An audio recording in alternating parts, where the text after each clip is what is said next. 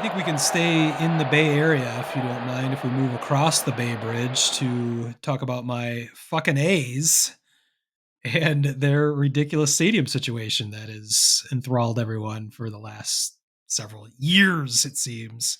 John Fisher is feeling pressure from all sides to get this new stadium deal figured out and to find out where the fuck his team is going to be playing after this coming season, after the 2024 season. He potentially has a stadium maybe being built in Las Vegas, Mm, but that will not be open until 2028. So where is he going to be playing? Where will his team be playing between the end of this season and 2028?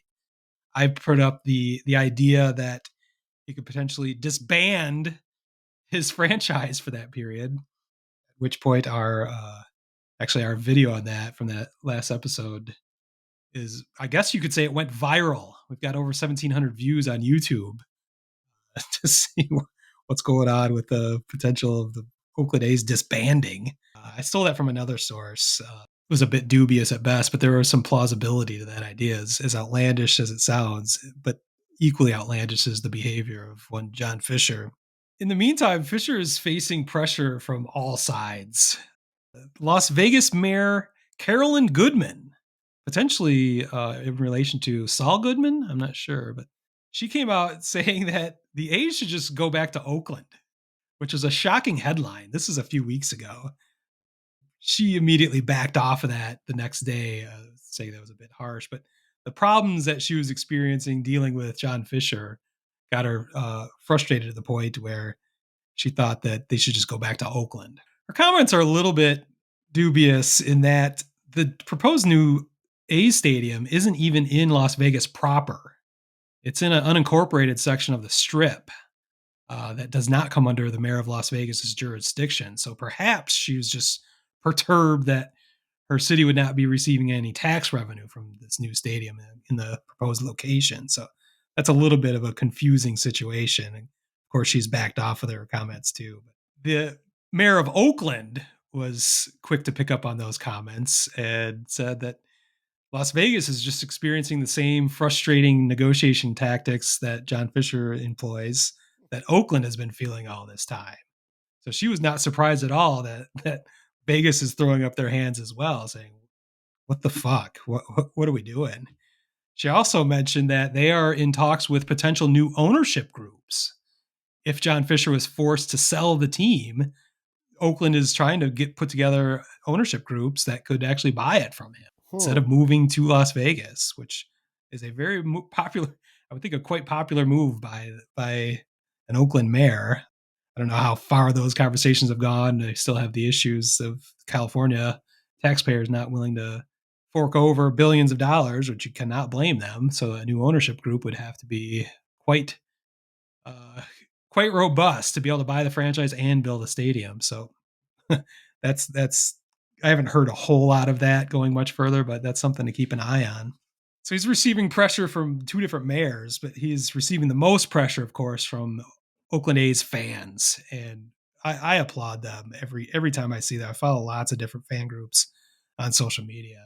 I try to do all I can from afar to support them, but fans are now organizing an opening day boycott, which I think is a brilliant idea and has a lot of potential to be an extreme newsmaker and very successful. Funny enough, the A's are actually forced to be offering buy one, get one free tickets to opening day, Wow. which I have never heard of The White to Sox don't even any have to do game. that. Yes. I think there's a potential no one's going to be there because what A's fan would want to support that if they could, if they want to go to games, go to the second day, but go to the stadium and support the boycott, which will be taking place in the parking lot outside the Coliseum there. Uh, I love this idea. I hope it works. I hope they get 40,000 people in the parking lot and zero people in the stands to really send a message. Can you imagine an empty ballpark on the most celebrated day in baseball? I think that would send the ultimate message. I don't know that would even do any good. It would be very symbolic, but it would be awesome. So I support whatever we can do here at Major League A-Holes to support those fan groups. We are 100% in. Of course, Rob Manfred had to chime in on the situation. And his response was, we have representation in the Bay Area of Major League Baseball. Why don't A's fans just become Giants fans? I mean, Which is about as tone deaf as you can imagine. I don't think he said those exact words, but that's what he was implying with his statements. If the A's leave the Bay Area, they still have business there because they have the Giants, and fuck the fans essentially. yeah, Just exactly. become Giants fans. It's just laughable. But I have it's a just another in a go ahead. I have a win-win solution for this. Okay. I Why like don't win-wins. the A's just become a minor league affiliate to the Giants? Yeah. And then Well, they have their talked. their Yeah. problems are solved.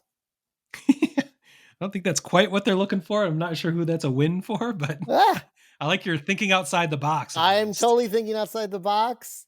The new minor league AAA affiliate for the Giants will be the Oakland A's or As long wherever as they're it's going to not the go. high A, well, that kind of screws up my livelihood because I work for the Lansing Lugnuts, who is the high A affiliate of the A's. So if they became Oh, the was AAA it affiliate of the Giants, I'm not sure where that puts the Lugnuts. So, out of and business? a Probably, significant dude. Sorry portion about of my that. business. Sorry. Yeah.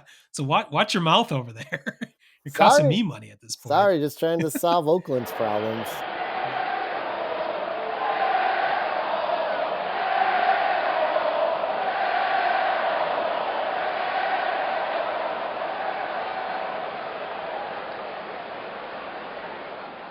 Word Hole Media.